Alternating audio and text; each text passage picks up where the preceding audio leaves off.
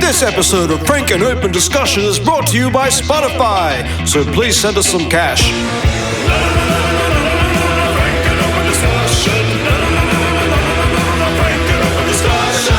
Today we'll be talking about old technologies such as Laserdiscs, singles, and sheet music. We'll tackle the problem of how artists could ever expect to get paid in the age of streaming. And we'll be making disparaging comments about musicians far more successful than we will ever be. All right, welcome to another podcast of Frank and Open Discussion.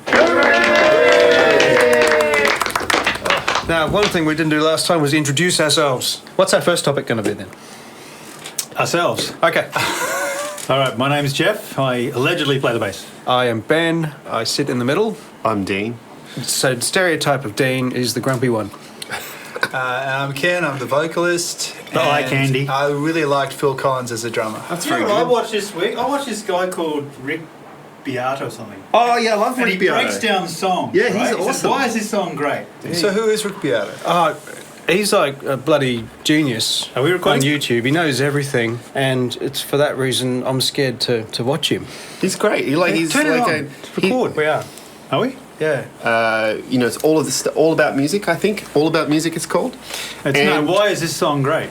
Well, it's not just this song. Well, He's like the top 10 bass parts. Or Okay. He's the top 10 keyboard parts, and I'll play them for you. Yeah. Well, actually, on that one, the keyboard parts, he got somebody in, and he got then all of the synths and various things to play them. Yeah. Everything in its right place by Radiohead was number 4, I believe. Look, I have watched one where he deconstructs John Williams, the composer, Wow. not the guitarist. I mean, he's too good for YouTube. I'm a big fan of Rick Beato. We brought this up because the other night I was watching his discussion of Dance on a Volcano. So he was talking about the very first song and the very first album. And Dean was just saying, I haven't really gone and listened to Genesis, blah, blah, blah. I said, well, look, go on YouTube, listen to this guy. He deconstructs a song, he pulls it apart, he's got great enthusiasm, he plays every part himself. Like the bass part, the guitar parts, the keyboard parts. He says, this is a very Banksy. Check that out. That sounds awesome. And then he went, the next one I watched, because I got hooked after that, he was doing Tool's Schism song from Later Alice, and then he was playing all of that on the bass and on the guitar, and he was saying how this is all. He goes 5/8, 7/8, 5/8, 7/8, 9/8, 7/8, 4/4, 3/4, 2/4, 7/4, 11/8, 11/8, 7/4, 5/4, or 5/8. So does that unbelievable? Does that take away the mystery for you? No, He showed me all these things, or he explained all these things in the background. And when you listen to it, you think, oh man, I've never heard that before. It's like science versus religion then. Well, I agree. For me, science. Understanding why the universe is the way it is, makes a starry sky more beautiful, not less. Right. That's the common argument, right? I agree. It's like you appreciate jazz more if you've played jazz, right? Because if you just listen to it, you go, what are they doing here? But you actually try and play jazz. So what you're saying is it's much more fun to play than like Franken is what Jeff's about to say. Yes. The music it's better than it sounds. It's more fun to play than it is to listen to. Can music be better than it sounds? I wish our music was. We leave it to the listener's imagination to fill in the gaps to make it enjoyable. So I love that. I love Rick Beato. His YouTube channel is awesome. And I recommend it. Check it out. Do yourself a favour. Well, Dean has spoken. Yeah, and speaking of Tool, I still haven't listened to the new Tool album. What? Are you serious? Why not? How do I listen to it? Don't you stream? On Spotify. I don't have Spotify. I don't pay Spotify. You have the opposite problem to what we... I want to get the CD. I went to Rocking Horse Records on the day it was released. It was $185 for the CD. What if you listened to it I politely on the declined. internet? On YouTube? I wanted to get the digital high-res, 2496 files. Yeah, why can't you get allowed. those? What do you mean? can't do it in Australia. You can't buy them. You go to the HD Tracks or so what you're Cubase saying or whatever, is, and you're not allowed to buy it. So sorry, not in your country. This is wholly ironic. You've got VPN and a US credit card, right? No, I have certain arrangements. So, Jeff... But I couldn't legally buy the high-res files. I couldn't justify $185 for a limited CD, which is only one copy in Brisbane. Are you saying that Australians cannot buy from HD Tracks at all? No. You're kidding. You can't. That's like the last bastion of high-quality digital music. I think this is ironic, given our conversation last week, and particularly about last podcast, particularly about Tool not releasing anything on streaming, and now it seems like that's the only place you can listen to this stuff. It's delicious, isn't it? Yeah, it's the only place you can go with streaming, and I don't pay for Spotify because I don't want to give them any money. But Ken's listened to Tool, and he hasn't given them any money. I have. Well, Jeff wants to give them money, and for that reason, he hasn't listened to it yet. I can't listen. Yeah. I'm waiting for the regular CD release. How long is the regular CD going to take to come out versus the $1,000 one? Who knows? Months. I'll wait. Do you want me to burn your CD, Jeff? No, I'll wait. I'll sell it to you for $100. I'll wait till it's worth the listen. It's a good album. I'll send a check for it to. I'll wait till I've got the legally acquired physical media in my hands. So what we have is the Spotify listener is the casual fan who will not buy any merchandise or music from Tool, but says it's a good album and you should listen to it. Jeff, the hardcore, whatever he is. Just say hardcore. Hardcore. Jeff is hardcore. He wants to purchase it. He can't, and he refuses to listen to it until he can purchase it. Yep, I didn't even download the leaked files that were out there. Well, is there going to be spoilers if we talk about it then? Yeah, try not to talk about it. I believe there's a song in 7/8 on it. There's always a song in 7/8. This is a review from NME, right? Truth be told, Maynard James Keenan could have set up a webcam, sat squat in front of it, pushed an egg from the cheeks of his ass, and said, "There you go, the 5th Tool album," and fans would have celebrated the arrival as genius. Well, that's just nitpicking, isn't it? That's unfair. That's unfair. That's just being a smart ass. That's a music journalist trying to fill out his He's trying to get. Okay. Well, he's trying to get a 2-second headline. Right? It's just a bit of hyperbole. Hyperbole. To emphasise the point. Well, this is a good discussion on the power of the brand name versus the actual music. Yeah, exactly. Probably 1,000 different acts released music there, and Tool was the one that everyone listened to. Do you think we should wait 13 years before we release our next single? Well, will that build up the mystery? I think it shows the power, demand. Like I think, as Ben says, it shows the power of the brand, right? Like Tool actually had a history before they took their 13-year break, right? Well, they did stuff in between, just wasn't it? Apparently, with a series of bizarre scooter accidents I was reading. Gardening scooter accidents. There were some scooter accidents involved that delayed the album. Anyway, they're going to probably release the album on vinyl. So how's that going to work? 3 LPs, one song per side. All right, that's all right. Here's a good one then. Will it sound better on vinyl? No, actually, no. I think they recorded the 2-inch tape and then just used Pro Tools or whatever to do some bit of mixing. So yeah, it probably could sound good. But would it sound better on vinyl, or would people buy vinyl just to have a souvenir? I don't know. If the 12-inch vinyl came with one of those video screens, that'd be pretty cool. The CD came with this little 2-inch screen, like a little embedded YouTube player. That was just on a CD. Imagine the vinyl 12 by 12, and it's got this big embedded 8 by 8-inch video player on. That'd be sweet. No, but you get it because it's the physical thing. It's the big cover and the. How big is the CD? Was it the same width as it was? 5-inch. Is it 5 inches? Look, by size 5 inches? doesn't matter. People. Hey, no, 12-inch CDs.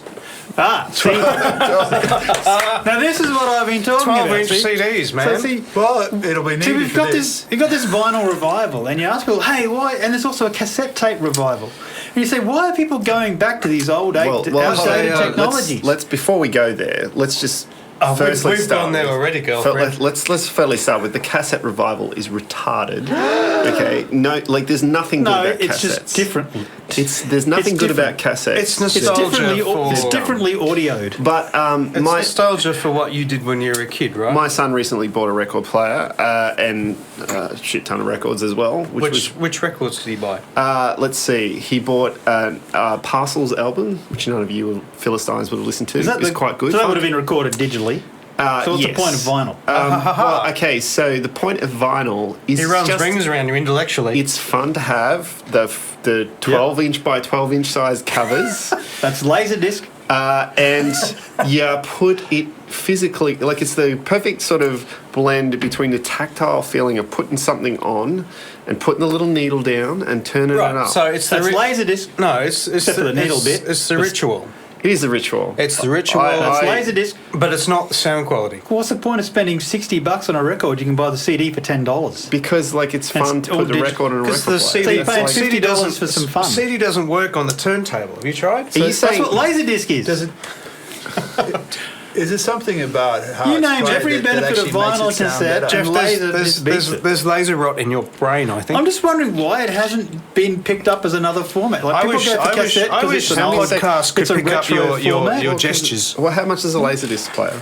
I don't know, but it's retro. No, Second well, hand. hold on. No, you're asking why nobody has one. look, How much is a Laserdisc player? When I lived in the USA, I had a Laserdisc player, right? It cost me like $10.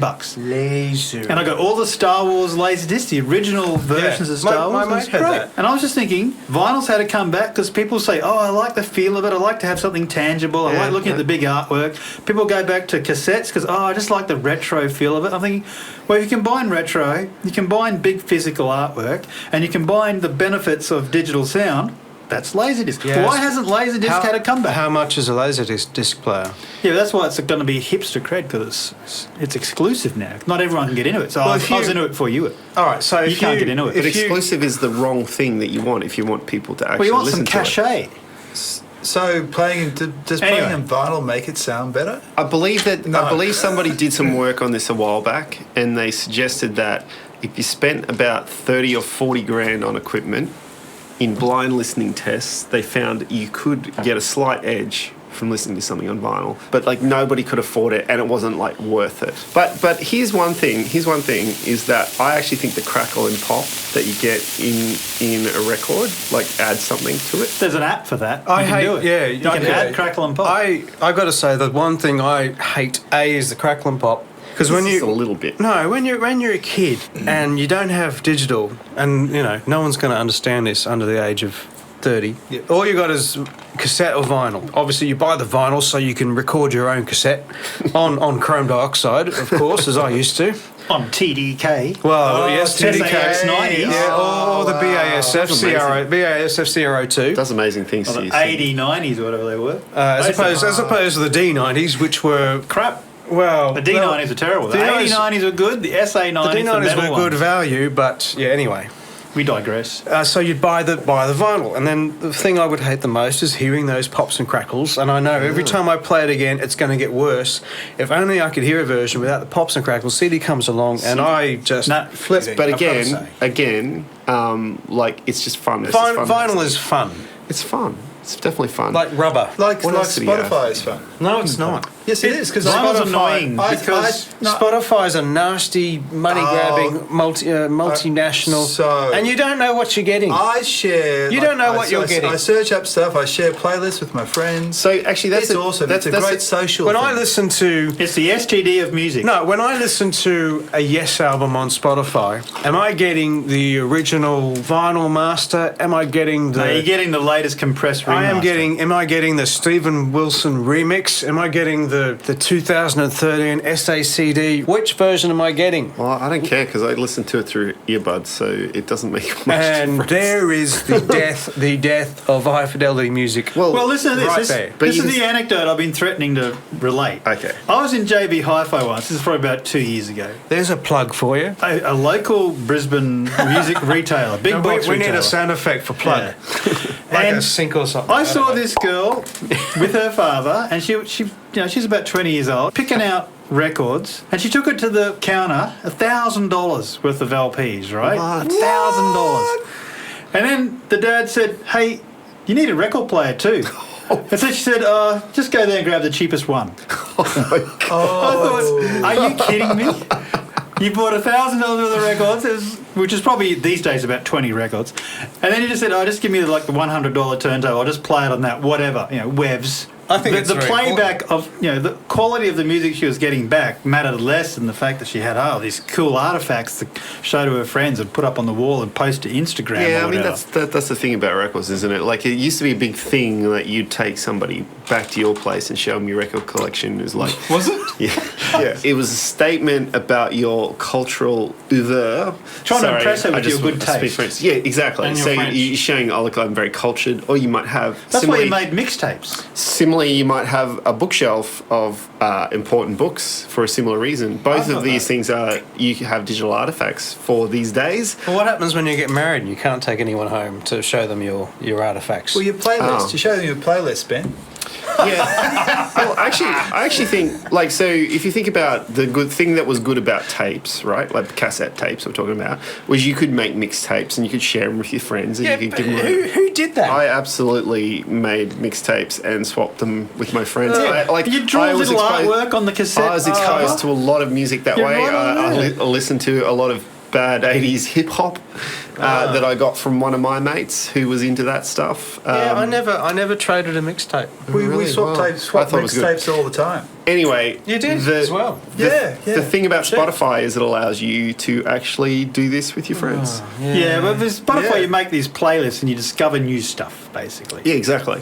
I like Which is that the good aspect of thing. it. I like discovering new stuff, but I like also Jeff likes making trying sure. new things. Yeah, well, I seek out new materials. You're Spotify curious. I look for new influences, things that excite me, things that I think are great. What I found heaps of good stuff on Bandcamp this week. Yeah, I think Bandcamp is a good thing. Although, like, they don't really have an app, do they, that you can play stuff? Yeah, they got an app. They got a They- Bandcamp but it's app. a streamy sort of one. Like, how do you like? I seem to recall it was like difficult to like buy No. stuff on it, No, gosh, no.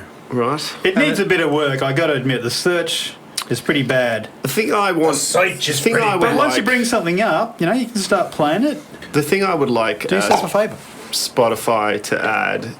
Links to buy the album. No, Don't they for have any Amazon musicians, links? I just want to like give them some money. Do you want I'd love to be micro able to do that. payments for every play? Well, that's right. Like, I don't want to pay $30 for every album I'm going to listen to once. I would be more than happy to see a musician's show and more than happy to give them a bit of money. It is very expensive to tour, right? And if you're listening to an international artist, there's Buckley's chance you're going to see them. is If true. they're an indie artist, you're not going to see them locally. But I would love the opportunity to say, oh, you know what, you did a good thing. Here is some money direct to you going through. Well, that's like, what Bandcamp can do. Yeah, or you They could give you go. like 85% of the money goes You could to the go artist. to their website where no doubt they've got a thing saying, "Give us some money." but the problem for PayPal. me on Bandcamp is I can only listen to what's on Bandcamp. So that's like the difference. Like on Spotify, I can listen to everything, all of the stuff I Yeah. want, and then like I can have playlists that are curated for me that I can listen to, and I can go, oh, look, here's some. But new you're thing. paying your $10 a month, and I pay $9.99 of it is going to the record labels, and 1 cent out of 10 Yeah, is I would going like to. to. I would like to Essentially, be able to give nothing more is back. going to those indie Yeah, artists. I actually out of had the- Google Play for a while. So for there's that the office reason. down the bottom. Right, that's new, right? The office down the bottom Offers where you're us buying merch. The last couple of weeks, that's new. Oh, okay. Yeah. How do you get onto that if you're an indie artist? No, seriously, that can change everything. Well, that's what's the right, point? isn't it? 'Cause Like, well, no, hold on. Shipping- listen to it Shipping for is free. too much. I can't afford to buy merch from the artist's website. Yeah, but let's I wanted buy to the buy t-shirt. something. I bought something from America, right? These guys, a great power pop band out of Michigan called Who? The Legal Matters. For Ken, they're called The Legal Matters. Three guys. Ken, you should sue them. Power pop, I will. very Matthew Sweet, lots of 3 chords, really great stuff. Yeah. You go to their website, you can buy the vinyl for $10 or the Matthew CD for Sweet $5. is more than 3 chords. Anyway, the media was really cheap, but it cost me $20-something US in shipping. Yep. Okay, so it was $10 for the album, $20 in shipping. This is US, $30 US. That comes about $50-something Australian. I finally get the package in my hands after a week or a week and a half, and I see that shipping was actually $23 or $24 US. I only paid $20, so they lost $5 on the deal. So for $5, I got the LP and the CD, and they lost money on it. Man, So, that's the same issue in Australia, right? So yeah, but I can't do. do that all the time. That's what Yeah. I'm saying. I only did that once because I listened to it on Bandcamp and I just loved it. Full of harmonies, full of jangly guitars. I said, I want to support the artist, I want to buy this, but I couldn't afford to do that every time because the shipping kills me. This irks me to no end. Again, like Jeff, I'm full of irk. Oh, look, there's just irk all over the I'm place. You're irkful. We're irkled. Irkful. Irkalicious. For me, yes. For me to ship a vinyl album overseas from Australia, generally it costs at least $20 Australian to do that. If only you had some streaming service that Well, could that's do why that we're for going you. Then there's no income. Yeah, but but the whole concept of a streaming service. If you had a competing one, well, there then used to be a thing called a record company and distributor who would manufacture them locally. Yeah, but like the thing about those those guys is like You'd sell them though. they still ripped the artists off, right? Like, and there was only a few people that actually made money that way. Like I most continue people to did. say you get your advance and you run. Yeah, but like few people got a decent advance, like that they could actually make money out of. Who Who didn't? Well, all of the ones who didn't. It's quite simple. Like I want names. So we've got to remember the survivor bias, right? Like this is the thing. Like when you say music was great in the past, it's because you only remember the great music from the past. And it's similarly when you say that people hankering for your youth. When you say that people got paid, yes, some people got paid, but you're forgetting all of the ones who didn't. I thought survivor bias is like you really like Eye of the Tiger. Did Survivor do anything else? That's a question. Does it matter? I'm trying not to be snarky. No. There's nothing wrong with being a one-hit wonder. It's one more than us. I'd kill to be a one-hit wonder. You know, I was at the markets on the weekend. I saw a guy selling boxes and boxes of Casingles for 50 cents each. And I went through them and I thought, I actually don't have anything to play these on. You know, I could have bought some Snap Casingles. This is all early 90s, like 91, 92 kind of Casingle era. And I was looking for Anderson, Bruford, Wakeman and Howe or Metallica Casingles, but I couldn't find any of them. Did they come out in Australia? Why would you buy I used to have them. Here's an interesting moral question. Nostalgia. You're anti-Spotify. He's not anti-Spotify. No, he said he said just doesn't he doesn't care like for it. Spotify because Well, I don't have it on principle. I'm principle. anti-Spotify. He just doesn't. But yet, he buys second-hand singles for which the artist is going to receive no reimbursement. And he purchases second-hand CDs from charity options. The artist got paid for that the first time. You know what? If you listen to him on Spotify, even though it would be fractions of a cent and fractions of that, the artist would still get some money. Yeah, but they got money from the first sale. This is the first sale doctrine. They got money for the original sale of the CD. But that's not the same thing as you and then it just changed hands. No, but you have a moral objection because you don't believe it supports the artist. I actually think that's the real reason. I'm trying to buy the new Tool stuff. I want to put money in their hands. That's true, because Tool really needs your money. They probably do. They actually probably do. Actually, they haven't released a record in 13 years. And now they suddenly release one. and so with the sale of paintings, you've got this concept where for each sale, a certain percentage goes back to the artist. That was proposed. It hasn't been like. How do you make that legal without? Well, it's quite easy with electronic files, isn't it? Yeah, I never understood the idea of being able to sell downloads secondhand. What you're proposing is basically a sales weird. tax. It is weird. And the government will distribute part of that sales tax. I've spent $10 to download an album on iTunes, for instance. Yep. Do I have any rights to sell that on the secondhand market? You do. But you also have a right to. What about if you? It is a ridiculous notion. What about if you burn it on a CD and sell it? But no, that's not the original one you downloaded. Well, that's copyright infringement. You've created an illegal copy. But what if you only ever sell one copy and you never listen to the digital one again? It's still illegal. No mixtape for grand. But is it morally any different to Jeff playing second-hand single? Yes. Why is that? Because I have good title to those items. I paid money for them, and the original owner gave them up to me. We're not talking legal. Title was We're not transferred. talking the legal difference. We're talking about the moral difference. So the artist still doesn't get paid. They got paid the first time. But you got to listen to their music for free. No, I didn't. I had to pay money for whatever. So your money's going into... Where's your money going to? Some rotten charity. It wasn't for free. Yeah. Some rotten charity. Some rotten charity. Bloody helping the unemployed. Yeah, right. Splitters. It's not going to the artist, is it? Well, Who are you listening to? The artist is probably in one of those facilities. If only they got a slice of the money that they were entitled to. There must be a model at some point for artists to make money again. All right, this is pay per stream.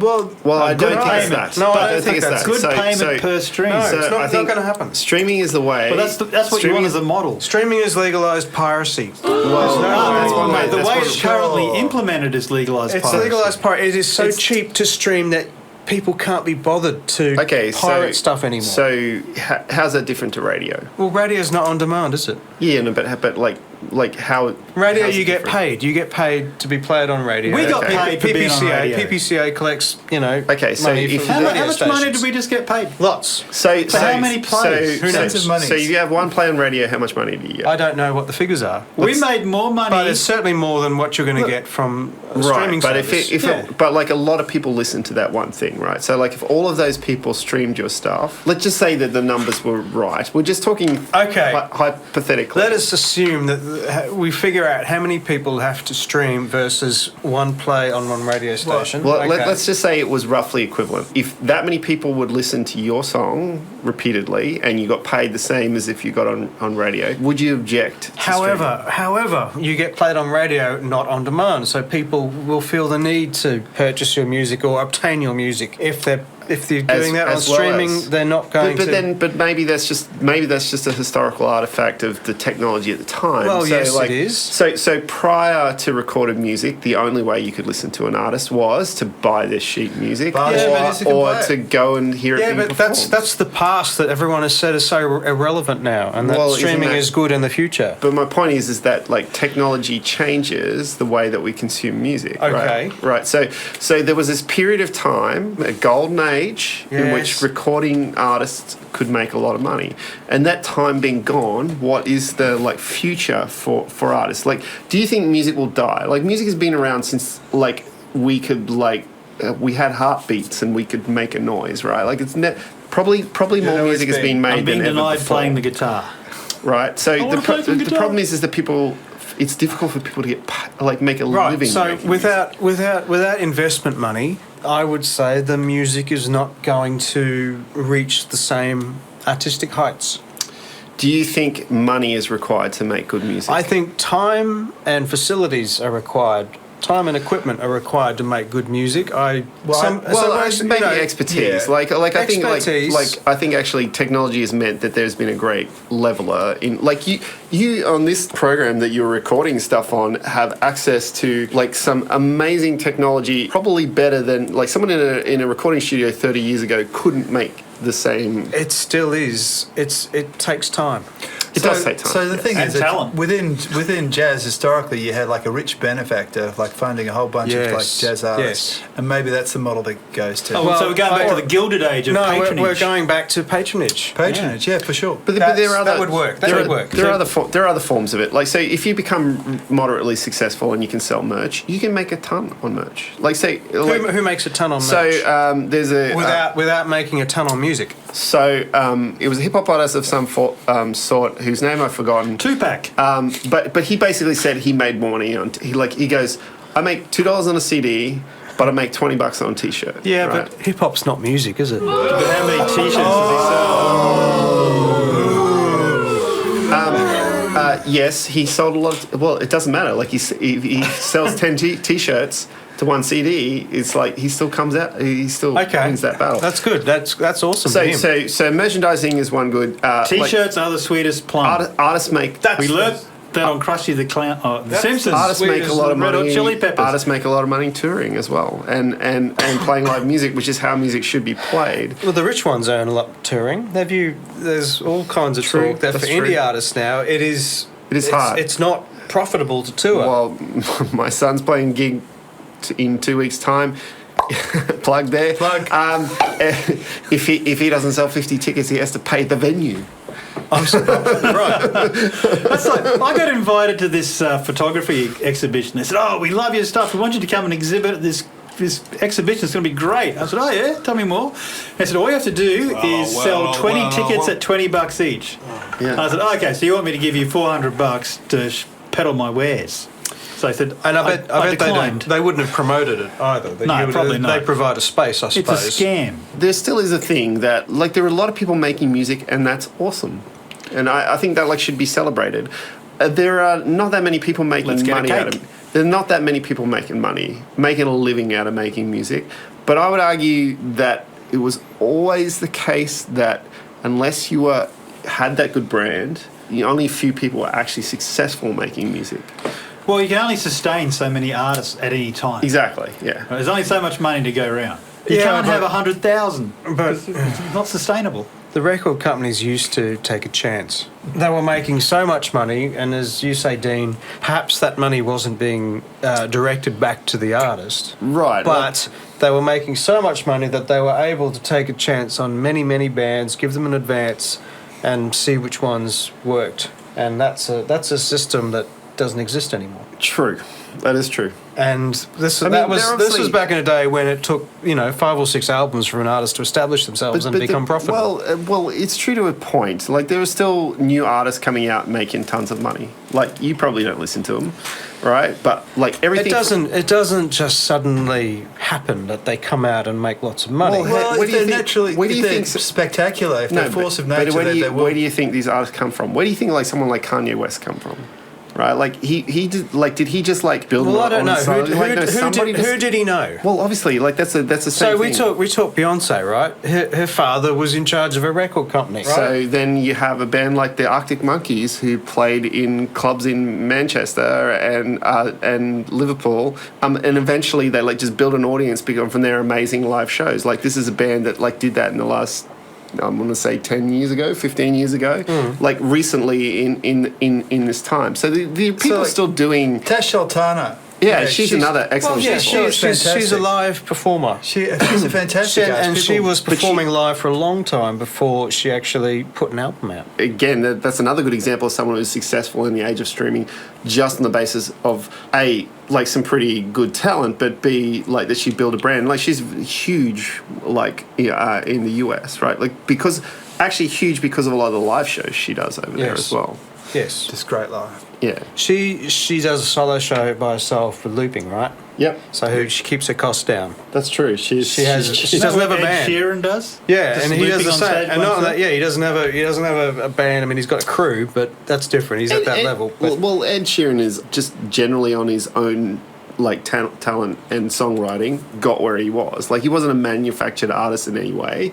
He like did he did the hard yards, and he eventually, found an audience and managed to like build a thing that way. he's blessed with not having high standards. Well, I don't care about the looks, but if you don't have that ambition to write a really good song, and that ambition for that song not to sound like someone else's song that sounds just but like he just writes honest pop songs. He's not like pretentious about it. Ed Sheeran is what he is. I like some of his stuff. I don't think it's all great, but I think that it's like it appeals to a certain Irish girl. it appeals to people who don't necessarily have a complicated view of music, who just want to listen to a certain thing, much like simpletons. No, much like your Taylor Swift's. Tay-Tay's different because she started off with credibility and good songs and can play an instrument and could sing and all that kind of stuff, right? So Ed Sheeran. I don't know. familiar. I like Ed. He does If good the tempo's too slow for Ed, you turn it off. But if it's a reasonable speed, it becomes interesting. And that was Frank and Open Discussion. Coming up next, the history of aluminium cladding.